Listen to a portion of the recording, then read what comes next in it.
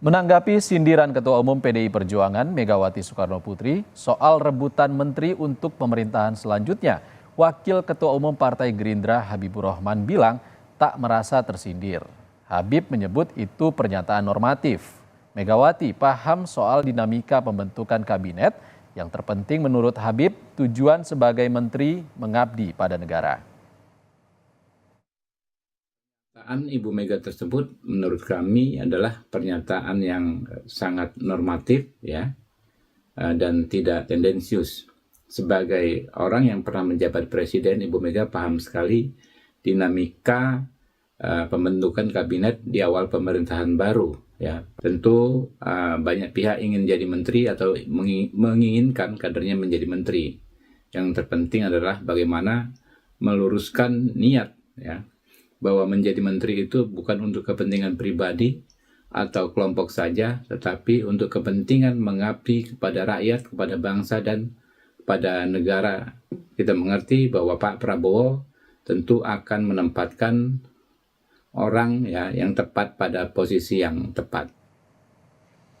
Sementara itu, Deputi Bapilu DPP Partai Demokrat Kamhar Lakumani menilai pernyataan berebut kursi menteri yang dilontarkan Ketua Umum PDIP Megawati justru berbeda dengan apa yang terjadi di lingkaran Koalisi Indonesia Maju. Koalisi Parpol Prabowo Gibran sadar betul urusan menteri jadi hak prerogatif Presiden terpilih untuk menentukan sosok ataupun pos penempatan dalam susunan kabinet mendatang.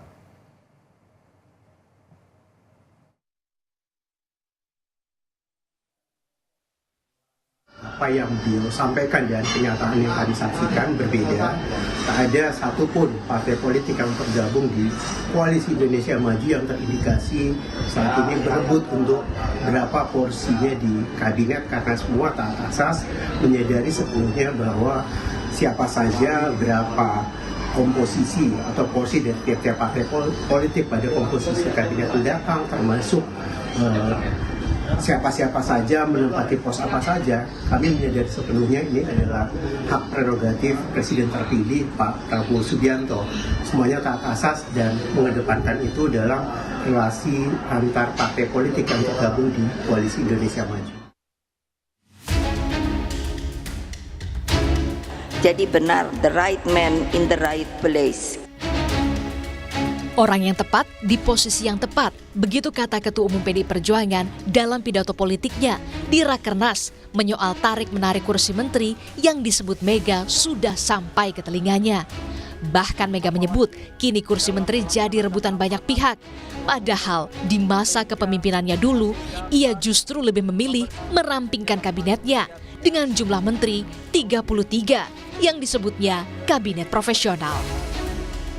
Begitu banyak tarik-menarik kepentingan terjadi, bahkan jabatan menteri pun yang ibu dengar nih sekarang ini sudah mulai pada rebutan deh. Ketika menghadapi krisis multidimensi, saya lebih memilih membentuk kabinet yang ramping dengan jumlah menteri 33, tapi bersifat zaken kabinetnya yang profesional.